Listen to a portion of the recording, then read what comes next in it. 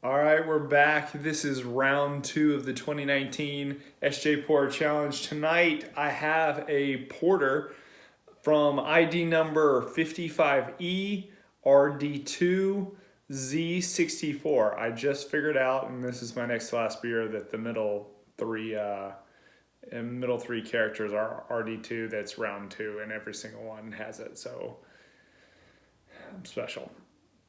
Like I said, this is a porter. This is 5% alcohol. So let's jump into this. Gonna try to give a relatively short review. Oh, this is interesting. So I'm looking at the top. Strangely, almost looks like it has some kind of pellicle on the top of the liquid. Interesting. Huh, I wonder if I can get a shot of this. Could very well just be other particulate that I do not know what it is, but, interesting. We'll see, won't we? All right, so filled almost to the top. It looks like it was keg conditioned, because there's next to no sediment on the bottom. So let's pour. There's definitely something at the top of the liquid because it stayed intact as I poured it into my glass. This is odd. Very odd. Because you can see the same flakes that were concentrated at the top. They're now on the little bit of head that is in the beer now. Really thin head. Looks pretty light on the carb, but like that on a porter. The head is really dissipating quickly, but it looks like it may leave kind of just a ring around the top. Look. There's that particulate again. Interesting. All right, so enough about that. Yeah, head is almost gone. Let's get a nose. Nothing smells off. I get a really good, like, heavier than maybe anticipated chocolate nose. Chocolate nose. Chocolate note on the aroma. You get some dark roast character, but a lot of chocolate. A lot of chocolate. Maybe just a hint of like a bready note. And I want to say even a hint of coffee. So here, let's jump into it. Cheers.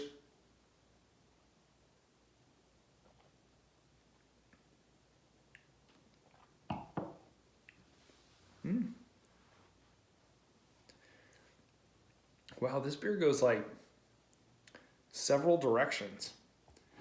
Wow, this can be a hard one to describe because this it has layers of flavor, which is great, but it kind of bounces around a lot. It doesn't really hang on to one note very long, and the notes that it jumps to and from are relatively different.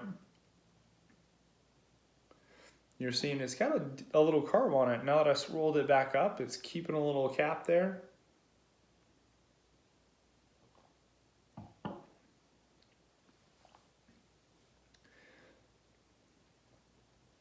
It definitely starts with chocolate coffee. That's the predominant flavor right at the beginning.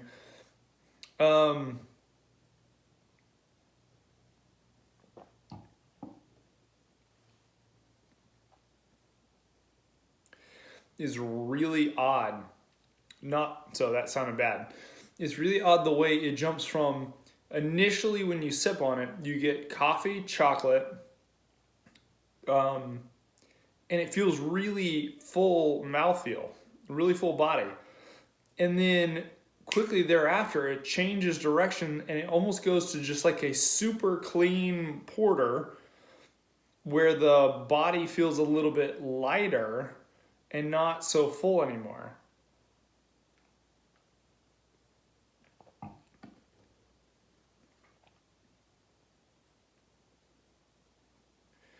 And then goes into kind of so it's like coffee, chocolate, relatively nondescript darker beer, and then it kind of goes back into like a bready, slightly roasty, hint of astringent back end. It's interesting.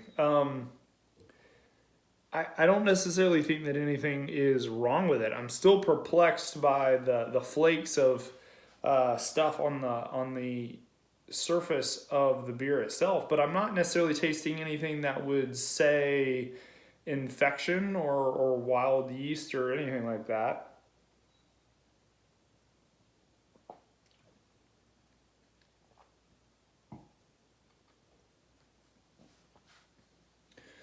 And it'll be interesting too to see how this evolves a little bit as it warms up. I'd be willing to bet this is actually probably on the heavier side from a body standpoint for a porter. And I think as this warms up a little bit, it's actually going to drink probably more like a stout. Typically, you've got the roasty kind of toast flavors of a porter, but it's relatively light, a little bit cleaner. This one drinks a little bit more like a stout to me, which is surprising at 5% alcohol. A lot of coffee, chocolate, and then and at least in about half to 2/3 of the mouthfeel, it's actually on the fuller side, and you get hints of like the astringent malts like you'd get from like a dark, highly kilned like a chocolate malt, and or like a what am I trying to anyway like a roasted malt. Anyway, it's a good beer. It is interesting how the flavors kind of jump back and forth a little bit. It's a bit confusing on the palate, but it's not necessarily a bad thing. I'm just not something I'm used to.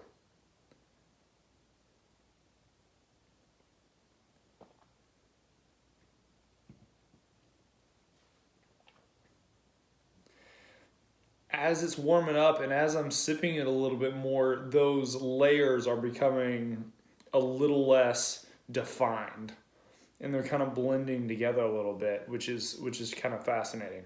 So anyway, it's a good beer. It really is. All this kind of like terrible descriptions on my part. Don't take that as just being a bad beer. It's a good beer.